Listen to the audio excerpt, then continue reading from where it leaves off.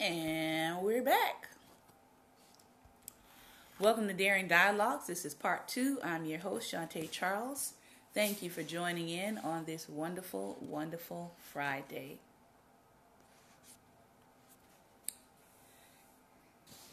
And we're going to give a moment for our guests to come back in. Thank you for coming back in, Bespoke. Thank you for coming back in, Vanessa. Going to give a moment just for our friends to come back in and join us. Thank you, Pastor Ben, for coming back.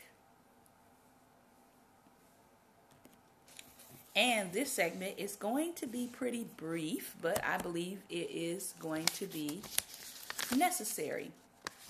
So if you have a business, put some hearts on the screen. If you have a business, put some hearts on the screen.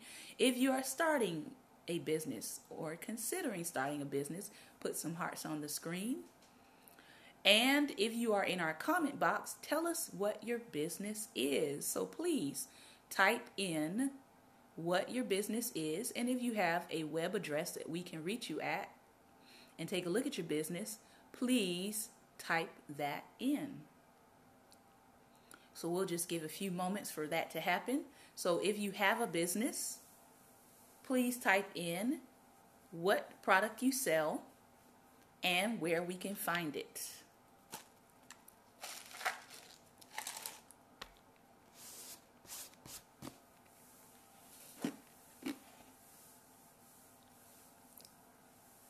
So if you're in the space, all right.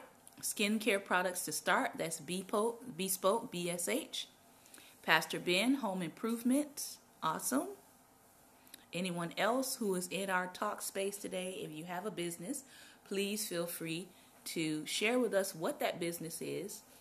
And if you have a Facebook page or you have a web address, please tell us what your web address or your Facebook page is as we get into this talk.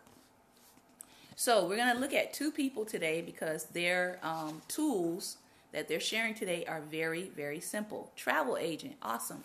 So if you have your, Bespoke Body Scents and Home.com. We will check you out, Bespoke. Starting elderly companion services, awesome. Piano lessons, awesome. So if you have a Facebook page that you can be reached at, please put your Facebook page up as well. I know some people don't have websites, but that's okay. If you have a Facebook page somewhere we can find you, that would be great. And if you don't have a Facebook page,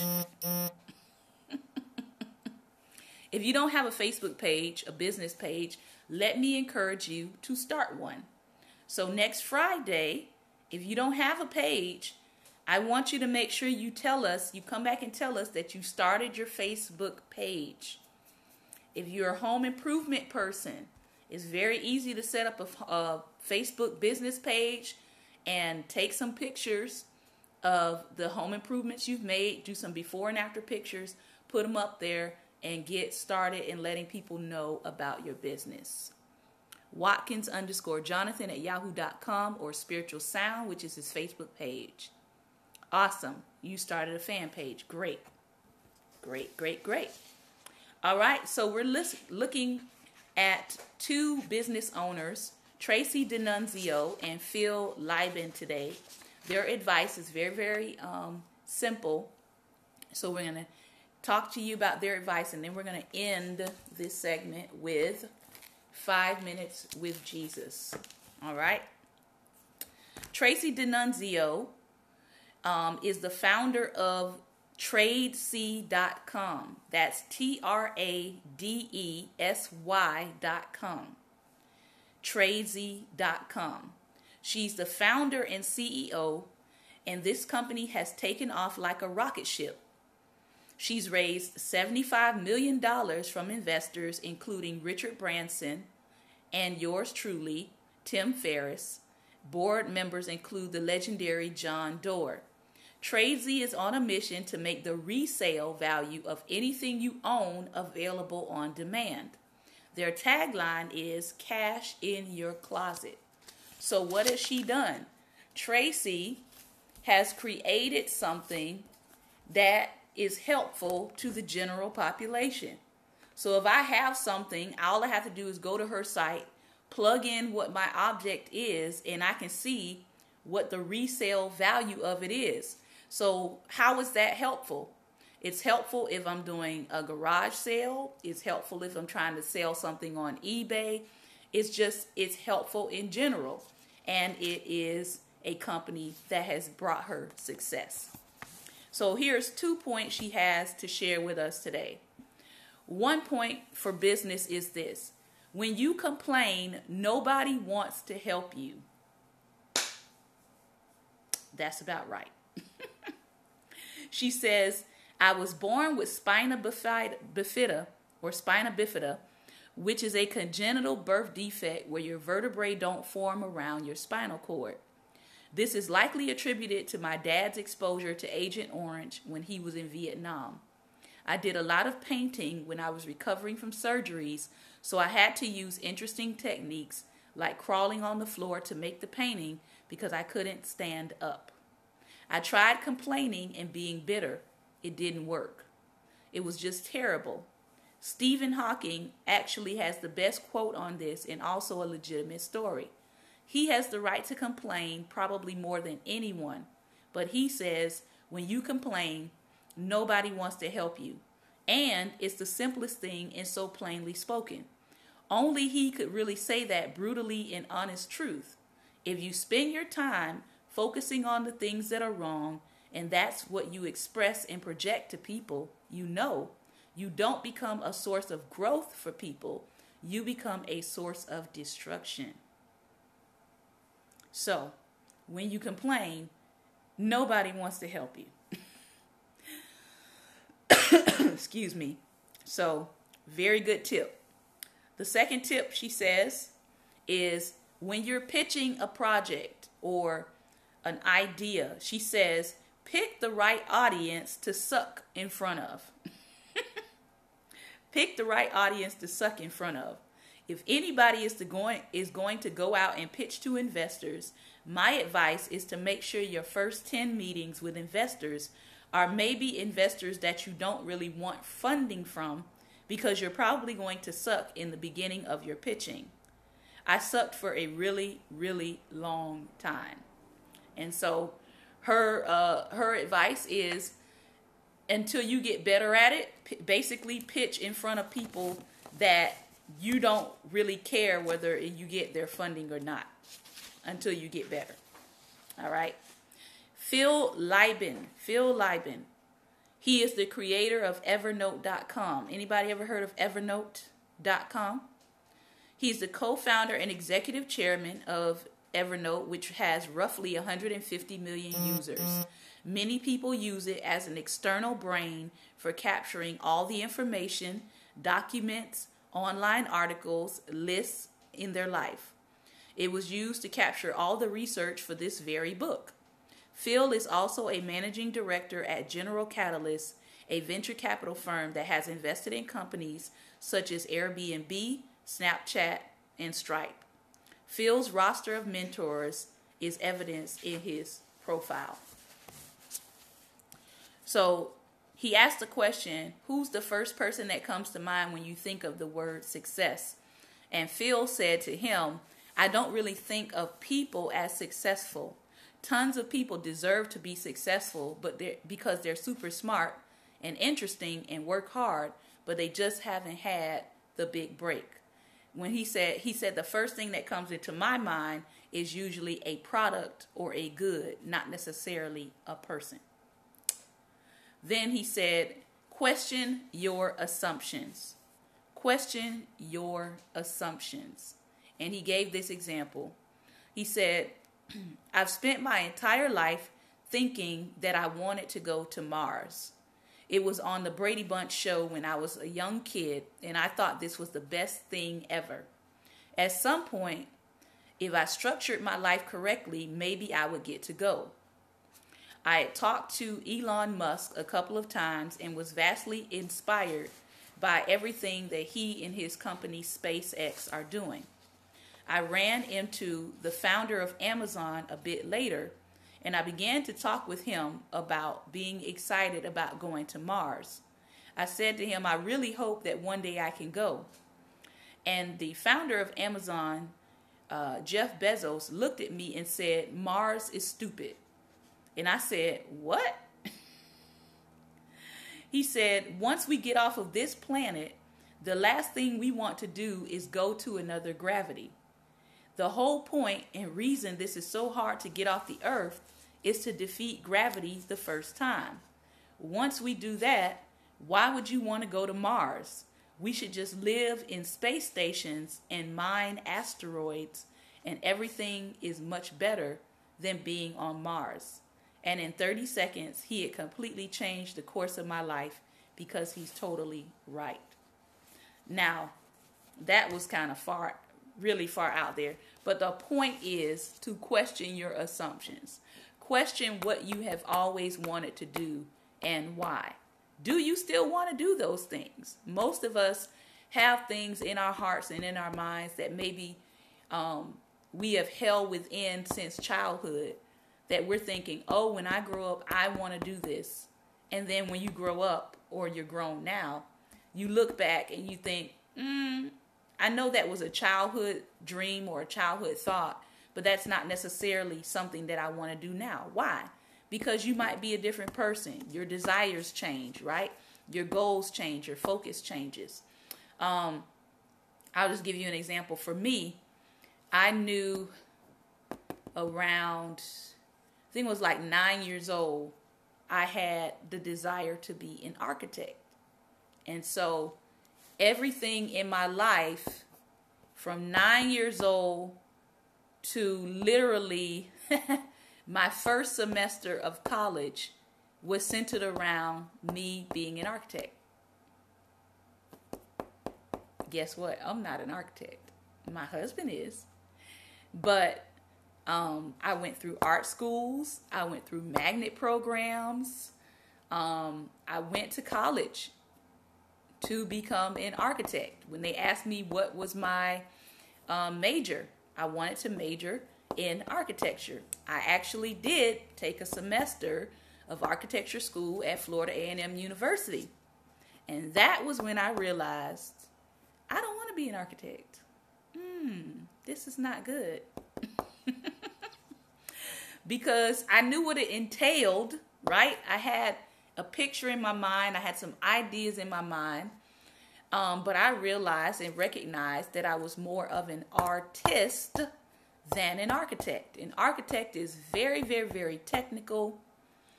You have to do lots of measuring. You spend lots of time isolated from people. That was not going to work for me. I knew my personality by then. So I went from architecture to art education because I enjoyed all aspects of art, and I knew that I was called to teach. So that's how I wound up in art education.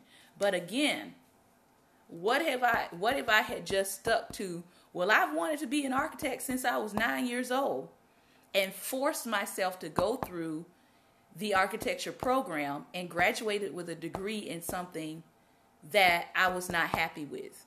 I would have been making a lot of money, right?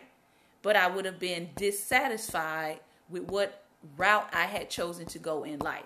So I totally agree with this. Question your assumptions, question what you've always wanted to do, and be willing to change course when you see that what you've always wanted to do does not align with who you are.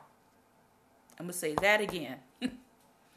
Be willing to change course when what you've always wanted to do does not align with who you are. So question your assumptions. All right? So those are our points today from Tools of Titans. And we're going to end with 5 minutes with Jesus. Every Titan I read on had a mentor. How do you get or find one? Well, actually, I don't like to use the term mentor. That's a whole other teaching. The term mentor actually comes from homosexual Greek culture. It actually means it was the older man who would mentor the younger man in Greek culture. And part of that mentoring was to receive something from behind. So that's actually the etymology, the etymology of the word. So this is why I do not like to use that word. But I would say coach, right? I would say, yeah, I know, it's a whole lot. I would say coach, right? How do you find someone to coach you? Or how do you find someone to disciple you? Look around. See if there is somebody in your sphere, right, in your community that's already doing what you want to do. And request to meet with them, respect their time, and tell them what your desire is, and see if they will be willing to disciple you in that thing. Sometimes you have to consider that person's time. So even when you're meeting with them, maybe start out by saying, hey, this is what I'm interested in. I see that you're already doing it. I see that you're already successful in it. Would you be willing to, give me maybe an hour a week of your time? And be willing to contribute something back to that person. So if you cannot pay them financially for their time, be willing to volunteer. Be willing to serve them in some kind of way. I'll give you an example. There's a person that has he has a food truck business. And there's another young gentleman, he's interested in starting his own food truck business. And so what he's done is he's chosen to, on the weekends, help out that person with their food truck business by volunteering his time. So, maybe 2 or 3 hours, he'll pick an event and he can go and shadow, but also serve and learn the business. So you have to think about, we must sow if we want to reap. So you have to think about, how can I, while this person is pouring their knowledge into me, how can I reciprocate back in a way that's beneficial for that person's business, right? I've only had one person that I've discipled that actually chased me down and demanded that I disciple them. But thankfully, they're still saved 20 years later, and they're doing well. She lives in Orlando, but we always joke about that literally she came up to me and she was just like, God told me that you're going to disciple me and you have no choice. And I looked around, I'm like, who is this girl talking to? And so I did wind up discipling her. She was probably one of the I would say, closest persons in my life that I discipled, because literally she followed me around everywhere. So I didn't have any privacy.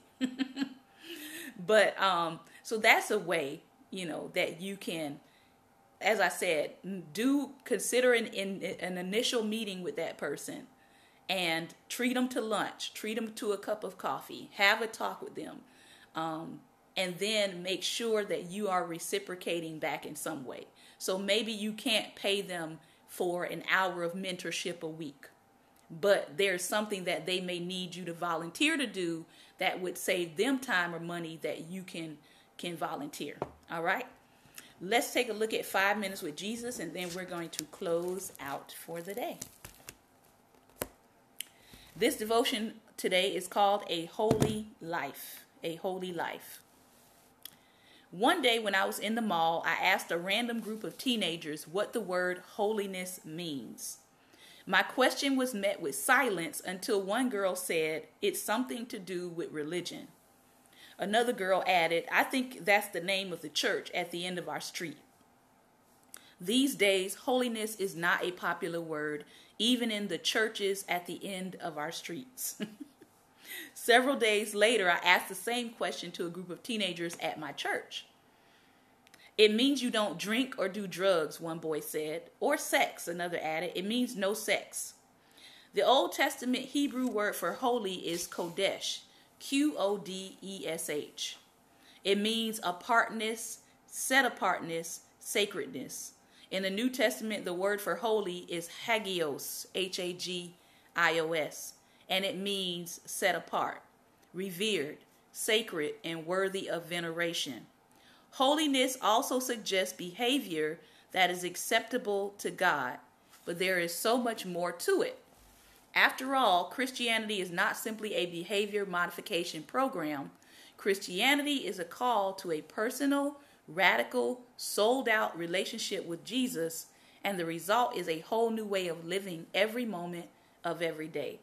And one aspect of this new way of living is holiness. But you and I can't become holy by ourselves, as the Apostle Paul acknowledged. He said in Galatians 2:20, I've been crucified with Christ. It is no longer I who live, but Christ who lives in me. So for me, the short definition of holiness is allowing Christ to live in you. To be a disciple of Jesus requires nothing less than death to our own selfish nature, so that the life and love of Christ can live in us. In other words, every time my will is in conflict with God's will, by the power of the Holy Spirit, I now align my will into line with God's. Bottom line, our world's greatest need is not for one more church building, but for believers filled with the love and power of God to shine brightly in this dark and ever-present world. I love what evangelist and teacher D.L. Moody said. A holy life will produce the deepest impression. Lighthouses blow no horns, they only shine. So let your light so shine. All right, so this concludes our Daring Dialogues for today. Welcome, Lady Apostle. Thank you for stopping in. I know that you will catch the replay, and I hope that you all got something out of today's Tools of Titans. Remember, when you complain, nobody wants to help you. If you're going to pitch a product, make sure that you start out by pitching to the people that you're least concerned about winning over, so that you can get better practice in your pitching. All right? So I hope that you have a great and wonderful day, a great Friday, a wonderful Mother's Day weekend. Please, mothers, please, please, please, make sure that you rest. Make sure that you pamper yourself. Make sure that you go out to dinner. Make sure someone else is doing the cooking. Make sure someone else is doing that, if at all possible. And I hope that you have a great and wonderful Mother's Day weekend, that you are truly honored and shown the love and the care that you so deserve. All right? Mothers do make the world go around. Fathers, we'll have something for you too in June. All right? Hold your horses. But I want to say specifically to the mothers, happy Mother's Day weekend. Take care and God bless.